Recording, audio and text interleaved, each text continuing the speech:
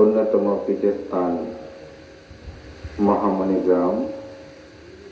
এই গ্রামেরই বিশিষ্ট সদ্যপ্রাণ উপাসক, যার শান্ত ভদ্র বিনয়চর জীবন আমাকে খুব মুগ্ধ করত।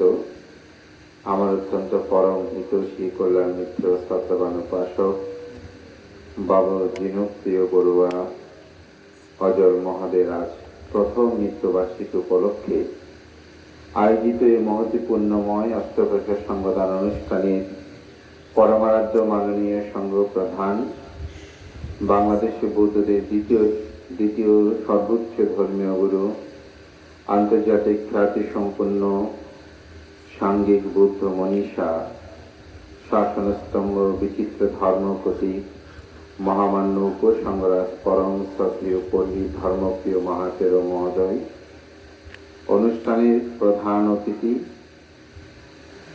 পুণ্যপ্রজ্ঞা ভিক্ষু সমিতির সুযোগ্য সভাপতি, জ্যেষ্ঠপুরের সাক্ষ্যমণি বিহারের সুযোগ্য বিহার অধ্যক্ষ, পরম শ্রদ্ধেয় বসিয়ার সাংঘিক ব্যক্তিত্ব ভদন্ত জিনানন্দ মহাতের মহোদয়, অনুষ্ঠানে উপস্থিত আন্তর্জাতিক খ্যাতি সম্পন্ন বৌদ্ধ চিন্তাবিদ, চট্টগ্রাম বিশ্ববিদ্যালয়ের স্বনামধন্য প্রফেসর, চট্টগ্রাম বৌদ্ধ বিহারের উপাধ্যক্ষ, সঙ্ঘের স্বাধিকার আন্দোলনের অন্যতম সাংঘিক ব্যক্তিত্ব, বহু গ্রন্থ প্রণেতা, গণপ্রজাতন্ত্রী বাংলাদেশ সরকার কর্তৃক 21 পদক সহ বহু সম্মানে বিভূষিত পরম শ্রদ্ধেয় প্রফেসর ডক্টর জিনুবুদ্দি মহাতের মহোদয়, অনুষ্ঠানে বিশেষ অতিথি, বরেণ্য সাংঘিক ব্যক্তিত্ব, বিদর্শনাচার্য পরম শ্রদ্ধেয় শাসনপ্রিয় মহাতের মহোদয় প্রমুখ মাননীয় মহান সংঘ, সংঘের প্রতি বিনম্র চিত্তে শ্রদ্ধা অর্ঘ্যবন্দনা নিবেদন করছি। আপনাদের সকলের প্রতি মধ্যে চিত্তে পুণ্যদান ও আশীর্বাদ, প্রয়াত উপাসকের পারলৌকিক শান্তি কামনায় পুণ্যদান করছি। মহাকারণিক তথাগত বুদ্ধ অঙ্গুত্র নিকায়ে 2 নিপাতে উচ্চারণ করেছেন, জগতে 2 ধরনের ব্যক্তি বড় বেশি দুর্লভ। দেনে ভিক্ষাবে খুব ভালো দুর্লভ লোকাস্মি। এই ভিক্ষুগণ, জগতে 2 ধরনের ব্যক্তি বড় বেশি দুর্লভ। কাঠা মেয়ে দুয়ে, এই 2 ব্যক্তিকে বুদ্ধ বলছেন, ইউসা ফুব্বাকারী, ইউসা কাঠাইয় কাঠাবেল।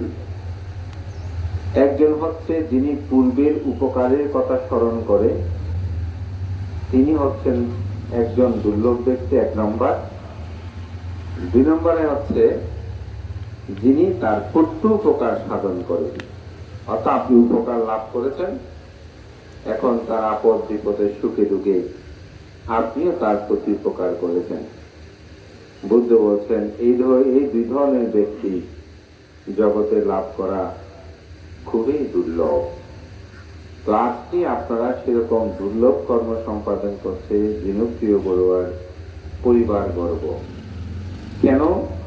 কারণ তাদের পরম জ্ঞাতির প্রতি, স্বামীর প্রতি, পিতার প্রতি বা ভাইয়ের প্রতি, জ্ঞাতি স্বজনের যার যার আত্মীয়, সেই যোগ্যতায় বিচার করে তাকে পুণ্যদানের নিমিত্তে এখানে সমবেত হয়েছেন। আমি মনে করি এটাই হচ্ছে দুর্লভ কর্ম, এবং এই তথাগত বুদ্ধের পরিভাষায় এটাকে বলা হয় কৃতজ্ঞতা প্রকাশ বা কৃতজ্ঞতা পরায়ণ, এবং তার প্রত্যুপকার সাধনে তাকে পুণ্য দান করা। ধর্মপ্রাণ প্রিয় উপাসক উপাসিকা বিন্দু, বুদ্ধের জীবন দর্শন আমরা যখন পর্যালোচনা করি, তখন সেখানে দেখা যায় বুদ্ধ কিভাবে কৃতজ্ঞতা প্রকাশ করেছেন। আপনারা জানেন, তথাগত বুদ্ধ গায়ার বুদ্ধিধূম বলে তলে তিনি বুদ্ধত্ব লাভ করে প্রথম সপ্তাহ 1 সপ্তাহ তিনি সেখানে অবস্থান পর, দ্বিতীয় সপ্তাহ তিনি অনিমিষ নেত্রে তিনি বুদ্ধিবৃক্ষের প্রতি তাকিয়েছিলেন। এটি ছিল কৃতজ্ঞতা প্রকাশ। এই কৃতজ্ঞতা প্রকাশে তথাগত বুদ্ধের শুধু এই সময় নয়, আমরা বহুবিধ বিষয়ে সেটা লক্ষ্য করি। বুদ্ধের সময়কালে একজন বৃদ্ধ, তিনি প্রব্রজ্য উপসম্পাদা নিতে চান, তথা বিজ্ঞ হবেন। তো বিনয়ে আছে, কেউ যদি বিজ্ঞ হতে চায় তাহলে তাকে তো সঙ্গ লাগবে ঠিকই, কিন্তু একজন গুরু লাগবে, যিনি তার দায়িত্ব গ্রহণ করবেন। যদি সেরকম গুরু বা উপাধ্যায় না থাকে, সেই ভিক্ষুর যদি দায়িত্ব কেউ না নেয়, তাহলে তিনি ভিক্ষু হতে পারে না। তো যেহেতু বৃদ্ধকালে এই লোক ভিক্ষু হতে যাচ্ছে, উপসম্পদ নিতে যাচ্ছে, কেউ তাকে উপসম্পদার গুরু হিসেবে মেনে নিচ্ছে বা গ্রহণ করছে না। তো বুদ্ধ একদিন প্রত্যুষ ধ্যানে দেখলেন তার অরহত্ব লাভের উপনিশ্চয় হেতু আছে। অর্থাৎ যে ব্যক্তিটা ভিক্ষু হতে যাচ্ছে তার অরহত্ব লাভের হেতু আছে। যদি তিনি ভিক্ষু হয় তাহলে তিনি অরহত হবেন। তো বুদ্ধ এই উপনিশ্চয় দেখে সেখানে মহান ভিক্ষু সংঘকে আহ্বান করলেন, ওই যে বৃদ্ধ তাকে আহ্বান করলেন। তো সবাইকে বলছে, তোমরা কি কেউ তার উপাধ্যায়ী হবে, গুরু হবে? সবাই চুপ, কেউ তার গুরু হতে চায় না। যেহেতু বয়োবৃদ্ধকালে কে হবে, এগুলো দেখবার কে করবে? সত্যি কথা, আজকেও আমি আসার সময় আমার এক ছোট বান্ধব এখানে আছে, সে বলতে পারতো অমুক, উনি এখন সমন হতে থাকছে, এখন আপনি মানে কি বলেন? আমি বললাম, বুড়ো বয়সে সমন করা যায়, ওনাকে টানতে আনতে সমস্যা হবে। যেহেতু সত্যি কথা, আমি নিজেও অনেকটা নিরুৎসাহিত করলাম যে বুড়ো বয়সে ওনাকে কে দেখবে, যদি সমন হয়। তো আসলেই অনেক সময় এরকম স্বাভাবিক, এগুলো দায়িত্বের একটা বিষয় থাকে। তো সমন হলেই তো হলে হবে না, রাখলে হবে না, তার প্রতি কিছু দায়িত্ব কর্তব্য তো পালন করতে হয়। তো আমি মনে করি বুদ্ধের সময়কালে এরকম তার কেউ দায়িত্ব নিতে চায় না। তো শেষে বুদ্ধ বলছে, এই মানুষটা তোমাদের কি কারো কোনো উপকার করেছে? সবাই চুপ। বুদ্ধের সে ডানহস্ত হিসেবে পরিচিত সে ধর্ম সেনাপতি সারিপুত্রস্তদেব বলছে, তথাগত বুদ্ধ উনি আমার উপকার করেছিলেন। কি উপকার? বলতে, আমি যখন পিণ্ডচারণে বের হয়েছিলাম, তিনি আমাকে এক চামচ দান করেছিল। বলে, তুমি কি তার প্রত্যুপকার সাধন করবে? হ্যাঁ তথাগত বুদ্ধ, আমি তার প্রত্যুপকার সাধন করব। বলে, ঠিক আছে, তাহলে কি তুমি তার উপাধ্যায়ী হবে? বলছে, হ্যাঁ আমি তার উপাধ্যায়ী হব। তখন তার উপরদায়িত্বে তিনি ভিক্ষু হলেন। ভিক্ষু হয়ে অল্প দিনের মধ্যেই তিনি কর্মস্থান গ্রহণ করে যখন সাধনায় নিমগ্ন হলেন, তিনি সাথে সাথেই তার সাধনাময় জীবনে প্রবেশ করে তিনি অরহত্ব মার্গ জ্ঞান লাভ করলেন। এবং সেই ভিক্ষুটার নাম হচ্ছে রাজস্থদেব।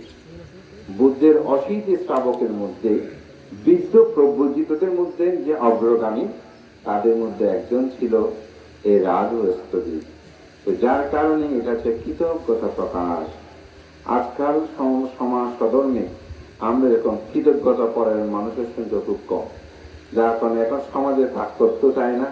সত্যি কথা বলতে, মানুষের উপকার করতেও অনেকে চায় না, কারণ উপকার করতে গেলেই তাকে উল্টো আরো তাকে দুঃখ ভোগ করতে হয়।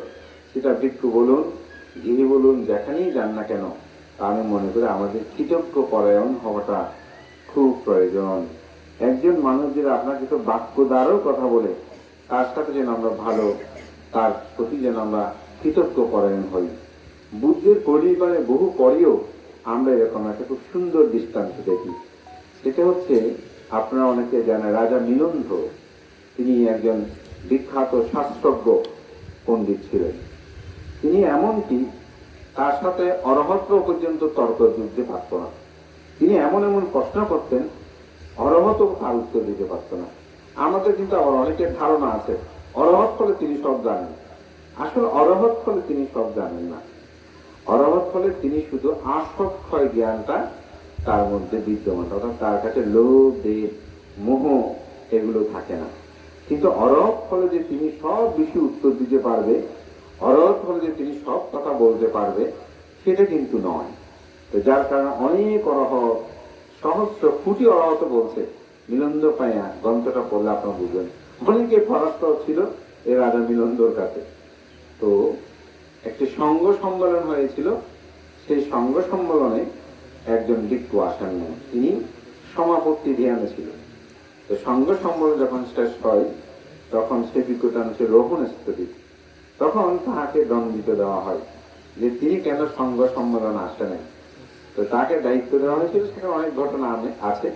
তো সুনোত্তর নামক এক ব্রাহ্মণের ঘরে একটা সন্তান জন্মগ্রহণ করেছে, ফলে সেই সন্তান যতদিন পর্যন্ত বৌদ্ধ শাসনের প্রভুজ্য গ্রহণ না করে ততদিন পর্যন্ত এই সংঘ সম্মেলন উপস্থিত না হওয়ার দণ্ড ভোগ করতে হবে। সে সঙ্গের সিদ্ধান্ত নিয়েছিল, সে বাড়ির সামনে দিয়ে প্রতিদিন সে পিণ্ডচারণে বের হতো। কিন্তু এই সুনোত্র ব্রাহ্মণ ভিক্ষু দেখলেই সে গালিমন্দ করতো, মানে ভিক্ষু পছন্দ করতো না, কোনো কথা না বললেও কিন্তু কোনোদিন স্বয়ংপত্র দিত না। তো পরিবারের মধ্যে নিষেধ আছে যে এই মন্ডুক মস্তক সন্ন্যাসী যদি আমার বাড়িতে এসে দাঁড়ায়ও, তোমরা কখনো তাকে এক সমস্ত দেবে না, তার সাথে কোনো কথা বলবে না, এরকম নির্দেশনা আছে। সেই বাড়ির সম্মুখে যাওয়ার সময় প্রতিদিনের রোহণস্থলীর পিণ্ডচারণে একটু করে দাঁড়াতো, অর্থাৎ বাড়ির সামনে। কিছু নিয়ম আছে ভিক্ষুদের, যখন পিণ্ডচারণে বের হয় তখন বাড়ির সম্মুখে গেলে এক কদম একটু দাঁড়াবে, তারপর আবার হাঁটতে শুরু করবে। সে বাড়ির স্বয়ং প্রদান করুক বা না করুক, সেভাবে যেত। তুমি যেত, ওই সন্তানের তো একদিন দেখতে দেখতে হঠাৎ একদিন সেই উঠানে এসে বাড়ির সামনে যখন তুই রাস্তা দিয়ে রাস্তায় দাঁড়ালো, তো ভান্তে দাঁড়িয়েছে, সেই ছেলেটা বলছে, ভান্তে আপনি অন্য যান, মানে অন্য জায়গায় আপনি চলো, ওই বাড়িতে পিণ্ড দেবে না। এখন তার পাশ ভান্তে যেদিকে পিণ্ড চারণ করছে ঠিক সেদিক উল্টো দিক দিয়ে তার বাবা আসতেছে, সাথে তার আরো কিছু বন্ধু বা সহপাঠী ছিল। সে কি করেছে, একটু ঠাট্টা করে মজা করার জন্য অনেকটা বলছে, ভান্তে আমার বাড়ি থেকে আপনি কিছু পেয়েছেন, অনেকটা লজ্জা দেওয়ার জন্য। তখন উনি বলছে, ভান্তে বলছে, হ্যাঁ আমি পেয়েছি। এখন লজ্জা উল্টোই তিনি পেয়ে গেলেন বন্ধুদের সামনে। তখন তিনি বাড়িতে ফিরে সবাইকে জিজ্ঞাসা করতে বলে, এই যে মন্ডুক মস্তক বুদ্ধ সন্ন্যাসী, ওদেরকে তুমি কিছু দিয়েছ? আমি তো নিষেধ করেছি। বলছে, না আমরা তো কিছু দিই নাই। বলছে, সে তো আমাকে অন্যদের সামনে, আমি তাকে ছোট করতে চাইলাম, উল্টো সে আমাকে ছোট করে দিল পেয়েছি বলে। বলছে, আমি শুনেছি বুদ্ধের শিষ্যগণ সত্যবাদী, কিন্তু এটা তো একটি বড় মিথ্যাবাদী, আমাকে পরাজিত করার জন্য মিথ্যা বলেছে। বলে যে কালকে আসুক, তাকে ধরবো। তো পরের দিন তিনি একেবারে প্রস্তুত হয়ে আছে, কখন তিনি আসবেন। তো সাধারণত যে টাইমে সেই টাইমে তিনি আসলেন। আসার সাথে সাথে গিয়ে জিজ্ঞাসা করলেন, ভান্তে আমি শুনেছি বুদ্ধের শিষ্যগণ সন্ন্যাসীগণ সত্যবাদী, তারা কখনো মিথ্যা বলে না, আসলে কি কথাটা ঠিক? বলে যে হ্যাঁ ঠিক। বলে, আপনিও কি সত্যবাদী? বলে যে হ্যাঁ আমিও সত্যবাদী। গতকাল কি আমি যখন আপনাকে প্রশ্ন করেছি আমার পরিবার আপনাকে কিছু দিয়ে তাতে কিছু পেয়েছেন, তা আপনি বলেছেন যে হ্যাঁ আমি পেয়েছি, কিন্তু আমার পরিবার তো আপনাকে কোনো কিছু দেয়নি, আপনি কেন মিথ্যা বলছেন? আপনি কি কিছু পেয়েছেন? বল যে হ্যাঁ আমি পেয়েছি। বলছে, আবার আপনি মিথ্যা বলছেন, আপনি কি পেয়েছেন? বলছে, আপনার বাড়ির সম্মুখ দিয়ে আমি 7 বছর 7 মাস গতকালকে 7 দিন আমি পিণ্ডচারণ করেছি, কিন্তু আপনার পরিবারের কোনোদিন কোন সদস্য আমার সাথে একটি কথা পর্যন্ত বলে নাই, একটি শব্দ পর্যন্ত উচ্চারণ করে নাই। কিন্তু গতকাল আপনাদের ছেলেটা আমাকে বললো, ভান্তে আপনি অন্যত্রে যান। বলি, এটাই আমার কাছে একটা প্রাপ্তি ছিল, এটাই আমার কাছে একটা পরম প্রাপ্তি। সেজন্যই আপনি যখন জিজ্ঞাসা করেছেন আপনি কিছু পেয়েছেন কিনা, আমি বললাম আমি পেয়েছি, এটাই আমার কাছে প্রাপ্তি। তখন তিনি বললেন, বুদ্ধের শিষ্যগণ এত সন্তুষ্টি পরায়ণ, এত একটা বাক্যকে প্রাপ্তি মনে করে, মানতে আমি আজকে থেকে আপনাকে দানকর্ম সম্পাদন করতে চাই, আমি আজকে থেকে বুদ্ধ ধর্ম সঙ্গের শরণ গ্রহণ করলাম। এই সুনোত্তর ব্রাহ্মণ সেটি গ্রহণ করলেন। পরবর্তীতে এই ছেলেটাই হয়েছিল বিখ্যাত বৌদ্ধ পণ্ডিত ভিক্ষু নাগো সেন, এবং একটা প্রব্রজে গ্রহণ করে এবং তার জীবন দুঃখ বিমুক্তি হয়। তিনি বুদ্ধ ধর্ম দর্শনের গভীর তত্ত্বসমূহ, যেগুলো এখনো আমরা যে কোনো গায়কে প্রশ্ন করলে এই মিলন্দ প্রশ্নের উদাহরণগুলো দিয়ে আমরা বুদ্ধের ধর্ম দর্শনের বহু গভীর বিষয়গুলোকে তথ্য খণ্ডন করে আমরা ব্যাখ্যা প্রদান করে থাকি। আমি এই জন্যই কথাটা বললাম যে একটি শব্দের প্রতিও কৃতজ্ঞতা প্রকাশ, প্রাপ্তি, সন্তুষ্টিটা মানুষের জীবনে এটা প্রয়োজন। আপনারা যদি মনে করেন ভান্তে একটা কথা হলো, আপনাদেরকে প্রশ্ন করলে আপনারা নিজের উত্তর পাবেন। আমি নিজে সেরকম দেখেছি। মানুষের ভান্তে ও অমুকের বাড়িতে গিয়েছেন, কেমন হলো? ভান্তে খুব ভালো হয়েছে, কিন্তু মানুষগুলো একটু অহংকার টাইপের মনে হলো, কথাবার্তা ঠিক নেই, একটু ভালো করে কথাবার্তা বলে নেই। দেখেন কথাটাকে আমরা কত মনে করি। মানতে খাওয়া দাওয়া যাই হবো, কিন্তু ওনাদের আন্তরিকতার অভাব নাই, এত সুন্দর ভালো ব্যবহার করে দেবে, পেট এমনিতে ভরে গেছে। হ্যাঁ, আপনি কোনো ডাক্তারের কাছে যান, বলবে বলতে অমুক ডাক্তারের কাছে তো ওনার ব্যবহার শুনে তো আমি এমনিতে ভালো হয়ে গেছি। অর্থাৎ একটি সুন্দর বাক্য, ভালো ব্যবহার, এটি মানুষের জীবনকে অনেক সময় প্রভাবিত করে। তা আমি বলবো কৃতজ্ঞ পরায়ণ হবে। কৃতজ্ঞ পরায়ণ আমাদের সমাজে দরকার। আজকে এখানে তারা হয়তো পিতা মাতাকে স্মরণ করে, আজকে আমি মনে করি পিতাকে স্মরণ করে তারা এই অনুষ্ঠানের আয়োজন করেছেন, হয়তো পিতার প্রতি পুণ্য দানান্তে। কিন্তু আপনারা যারা জ্ঞাতি স্বজন এখানে সমবেত হয়েছেন, আপনারা কেন হয়েছেন? আপনাদের মধ্যে কৃতজ্ঞতা বোধ না। আমাদের অজয় বাবু আমাদের প্রিয়জন ছিলেন, আত্মীয় ছিলেন, বন্ধু ছিলেন, পাড়াপড়শি ছিলেন, তিনি আমাদের হিতকামী, কল্যাণকামী। তাকে দিয়ে আজকে পুণ্যদান করাটা আমাদের কর্তব্য। এই কৃতজ্ঞতা বোধটা যেন আমাদের মধ্যে জাগ্রত হয়, এবং এটাই আমাদের জন্য প্রয়োজন। তা আমি মনে করি আজকের এই মহতি পুণ্যময় অনুষ্ঠানে এই পুণ্যকর্ম সম্পাদনে যেমন কৃতজ্ঞতা প্রকাশ, অপরদিকে আমাদের চিত্তকে উন্নত করা। সেজন্য আমি গাথায় বলেছি, মাতারাং পিতারাং বাপি আইয়া বাপি সেয়া তাকে সাম্মাপানি হিতাং চিত্তাং সেও সো না তাতা পারে। বুদ্ধ বলছেন, সম্যক পরিচালিত চিত্ত মানুষের যেরকম উপকার সাধন করতে পারে, মাতা পিতা জ্ঞাতির পক্ষেও সেটা সম্ভব নয়। এতক্ষণ তো জ্ঞাতির উপকারের কথা বলেছি, আবার সেটাকে যখন আরো কাছে এসে ব্যাখ্যা করছে, তখন বলছে আপনার চিত্তকে যদি সঠিকভাবে পরিচালনা করেন, তাহলে আত্মীয় জ্ঞাতি পিতা মাতা তারা যে উপকার করবে তার চেয়ে বেশি উপকার সাধিত হবে। যেমন অজয় বাবু প্রয়াত হয়েছেন, দিনপ্রিয় বাবু প্রয়াত হয়েছেন, তিনি কিন্তু তার ছুটিক্ষণে যে চিত্ত নিমিত্তটা উৎপন্ন হয়েছে, সে সময় তিনি যে প্রতিসন্ধিতা গ্রহণ করেছেন সেখানেই তিনি গমন করেছেন। সুতরাং তিনি যদি কোনো কারণে নরক উৎপন্ন হয়, এখানে 1000 কোটি টাকা ব্যয় করলেও সেখান থেকে মুক্তি দেওয়া সম্ভব না। তিনি যদি ব্রহ্মলোক উৎপন্ন হয়, তিনি যদি তীর্যক উৎপন্ন হয়, স্বর্গ উৎপন্ন, তখন এই পুণ্য। মনুষ্যলোক উৎপন্ন হয় প্রয়োজন নেই। বৌদ্ধ ধর্ম দর্শনে শুধুমাত্র 5 প্রকার প্রেতর মধ্যে একটা হচ্ছে পরতত্ত্ব বুঝি প্রেত। সেখানে যদি কোনো কারণ উৎপন্ন হয়, এই পুণ্য দানে সেখান থেকে তিনি মুক্তি লাভ করতে পারে, কিন্তু অন্য কোনো জায়গায় সেটা সম্ভব নয়। সেই কারণে জ্ঞাতিগণ কে আমার কি রকম করবে এটা চিন্তা করাটা উচিত না, আমার কর্ম করাটা উচিত। এটা হয়তো বলে মাঝে এরকম কেউ চিন্তা করে, আমি প্রমাণ দিতে পারবো। আমার এক পরিচিত আমাকে বলতে, ভান্তে আমি কিন্তু একটা খুব বুদ্ধিমানের কাজ করেছি। কি বলবান্তে, আমি ব্যাংকে এত টাকা আমি রেখে দিয়েছি, ওই ছেলেকে বলেছি যদি আমি মরে যাই তাহলে আমার জন্য আপনার নামও আমাদের লিস্টিতে আছে, আপনি আমি মারা গেলে কিন্তু আপনি যাবেন।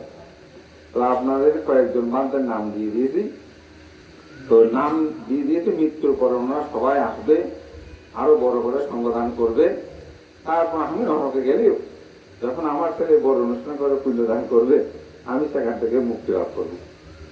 আমি মনে করেছি এমনি এমনি বলতেছে, কিন্তু আসলে ভালো করে যখন একটু টুকা দিয়ে দেখলাম, দেখি সত্যি ওনার ধারণা হচ্ছে সেটা। উনি এখন যত কিছু করবে করুক, যদি বড় করে সংবিধান করে পুণ্যদান করে ওনার ছেলে মেয়েরা, তাহলে তিনি মুক্তি লাভ করবে। আমি অবাক হয়ে গেলাম। আমি একটু বয়স হোক, আপনি কি বলেন? বলছে হ্যাঁ বান্ধব, আপনারা তো বলেন। দেখুন আপনি অর্ধেক শুনেছেন, পুরোটা আমাদের কথাগুলো আপনি জ্ঞান দিয়ে শোনেন নাই। তো অনেকগুলো উদাহরণ দিলাম, তো একটা শুধু উদাহরণ বলি। উপাসক, আপনার বাড়িতে বা ব্যাংকে অনেকগুলো টাকা আছে, আপনি কোনো দোকানে গিয়ে যদি বলেন আমাকে এটা দেন সেটা দেন এটা দেন, এরপরে যদি পেমেন্টটা করার সময় যদি বলে আমার ছেলে এসে দিয়ে যাবে, দোকানদার কি আপনার কথা শুনবে? বলছে না, শুনবে না, এরকম কেমন করে দেবে? আচ্ছা, পকেটে যদি আপনার টাকাটাকে সাথে সাথে পেমেন্ট করে জিনিসটা নেন, কোনটা ভালো হবে? বলতে আবার ছেলেকে খবর দেবো, আসবে, ছেলে পেমেন্ট করবে, অনেক প্রকার করতে হবে, অনেক সময় নাও আসতে পারে, তাহলে খুব ভালো, মানুষটা কিন্তু যুক্তিবাদী।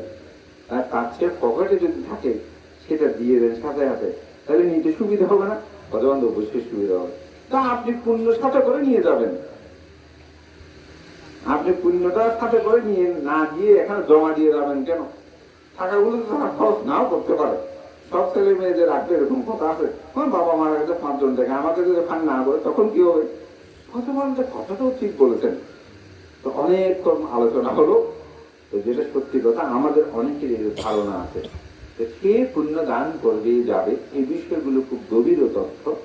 তার চেয়ে বরং নিজের চিত্রটাকে যদি আমি উন্নত করতে পারি, পরিষ্কার করতে পারি, তবে আমার জীবনে সেটাই হবে প্রকৃত পাথেয়। এটাকে বলে অনুগামী নীতি। নীতিকুণ্ড সূত্রে বুদ্ধকে বলেছেন অনুগামী নীতি কি, যে পুণ্যকর্মগুলো আপনি সম্পাদন করবেন সেটাই আপনার পথের সাথী হবে, আপনার জন্ম জন্মান্তরে সেটা পাথেয় হবে।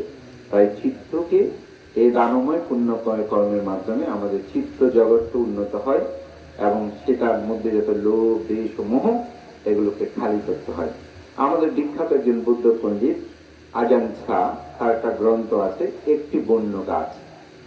তো এটা আমাদের জ্ঞানসন্ত দিকে অনুবাদ করেছেন থাইল্যান্ডের একজন ভিক্ষু। তিনি একটা খুব সুন্দর উদাহরণ দিয়েছেন। বলতে একটা পটের মধ্যে, পাত্রের মধ্যে যদি দীর্ঘ দিন আপনি কিছু পানি জমিয়ে রাখেন, সেখানে যদি বিভিন্ন কিছু ধৌত করেন, একসময় সেটা দুর্গন্ধযুক্ত হয়ে যাবে। তো বুদ্ধিমানরা কি করে, সে পানিগুলো ফেলে দেয়, ফেলে দিয়ে সেখানে নতুন পানি, স্বচ্ছ পানি নিয়ে সেটা ব্যবহার করে। ওরা আমাদের চিত্তের মধ্যেও বিভিন্ন কিছু যুক্ত থাকে, সেই যুক্তগুলো কি ভোগ করবো, অমুক করবো, সমুক করবো, লোভ দেশ মোহযুক্ত, ওদের সেগুলো আমাদের বাসনা বেঁধে রাখে, সে তৃষ্ণাগুলো আমাদেরকে দুঃখ দেয়। তো বুদ্ধিমানরা কি করে, সেগুলো ফেলে দেয়, ত্যাগ করে। ঠিক দানটা উনি এমন ভাবে বুঝাচ্ছেন, বলে এই দানটাও ঠিক ভোগ করার জন্য একটা চেতনা থাকে। যখন সেটাকে যেতে দেয়, ছেড়ে দিই, ত্যাগ করি, তখন একটা স্বচ্ছ পানি আসে বা জল উৎপন্ন হয়, সেই স্বচ্ছ পানিগুলো ব্যবহার করতে আনন্দ লাগে। সেই জন্য দেখবেন আপনার যেটা করে ভোগ্য আছে, সেটা যখন আপনি অপরকে দিয়ে দেবেন তখন একটা আনন্দ উৎপন্ন হয়, তো মনটা পরিষ্কার হয়ে যায়, স্বচ্ছ হয়ে যায়। এই মন সেই উন্নত করার জন্য আমি মনে করি একদিকে যেমন পিতৃ পূজা, কৃতজ্ঞতা প্রকাশ, জ্ঞাতি পূজা, অপরদিকে আমাদের মনোজগতের যে ভৌগোলিকতা সেটিকে পরিত্যাগ করার জন্য যে আত্মপ্রচেষ্টা, এটাই দুঃখ দুঃখে মুক্তি লাভের সুপনবাসী। তাই দানময়, শিরময়, ভাবনাময় জীবন আমাদের জীবনকে সুন্দর করে সাথে প্রত্যাশা করছি সবার কাছে। এবং বুদ্ধির যে মূল ধর্ম দর্শন চতুরার্য সত্যাগ্রস্থাঙ্গিক মার্গ, যে দুঃখের আছে, দুঃখের কারণ যে তৃষ্ণা, দুঃখ নিরোধ যে তৃষ্ণা নিরোধ ফলে দুঃখ নিরোধের উপায় সে শীল সমাধি প্রজ্ঞাবাচষ্টাঙ্গিক মার্গ, সেই পথ অবলম্বনে যেন আমাদের জীবন হয়। যিনি প্রিয় বাবু শুধু এই জন্মে যে মৃত্যুবরণ করেছেন তা নয়, তিনি বহু জন্ম হয়তো এভাবেই প্রয়াত হয়েছেন, জন্মগ্রহণ করেছেন, আবার তিনি হয়তো কোনো প্রতিসন্ধি গ্রহণ করবেন। কারণ ভূত ধর্ম দর্শন বলে আমরা যদি জন্মান্তর বিশ্বাস করি, যতদিন তৃষ্ণা ক্ষয় হবে না ততদিন আমাদের এই জন্মান্তর থাকবে। তাই আমাদের উচিত তৃষ্ণা ক্ষয় করা। তো জন্ম নিরোধ হলে জরা ব্যাধি মৃত্যু সমগ্র কিছু নিরোধ হবে, দুঃখের উপশম হবে। আমি যিনি প্রিয় বাবুর প্রতি পুণ্যদান করি, তিনি আমার অত্যন্ত পরিচয় সজ্জন ছিলেন। অনেকবার ওনার বাসায় যাওয়ার আমার সৌভাগ্য হয়েছে। চামগাঁও থানার ওখানে বাসা থাকাকালে অনেকবার গিয়েছি। আমার বিহারী আসতো, ওনার সহধর্মীয়, তারা জনই অতীব ধার্মিক। তো তিনি সকল মানুষ, তার একজন কন্যা, তিনি ডাক্তার। তো সেক্ষেত্রে সর্বদিকে তিনি গিরিজীবনে প্রতিষ্ঠিত। তার চলন বসন, তার দৈহিক চলাফেরা আবরণগুলো একজন বিনয়ী নম্র মানুষের প্রতিচ্ছবি আমাদের সবার মধ্যে দৃশ্যমান হতো। তো সেরকম একজন সজ্জন গুণীর প্রয়াণ আমাদের সকলকে স্বাভাবিকভাবে হইতে পারে। তিনি তার সংসার জীবনের সাথে সাথে সমাজ জাতি কর্মে তিনি সম্পৃক্ত ছিলেন। এই মহামণি গ্রামের একজন কৃতি সন্তান হিসাবে তার আদর্শময় জীবনযাপনের ভালো দিকগুলো যেন আমরা সবাই গ্রহণ করি, সেটাকে প্রতিপালনীয় করতে ব্যক্ত করে মহান সংঘকে বন্দনা জানি আমার সে পরম কল্যাণ মিত্র উপাসক জনপ্রিয় বড়ুয়ার প্রতি পুণ্যদান করে তার পারলৌকিক উদ্যোগতি কামনা করি। আপনারা সকলেই কৃতজ্ঞ পরায়ণ হন, সকলেই মনকে সুন্দর রাখুন, এই আশা ব্যক্ত করে আমার নাতি দীর্ঘ ধর্ম কথাকে নির্দেশ করছি। জগতের সকল প্রাণী সুখী হোক।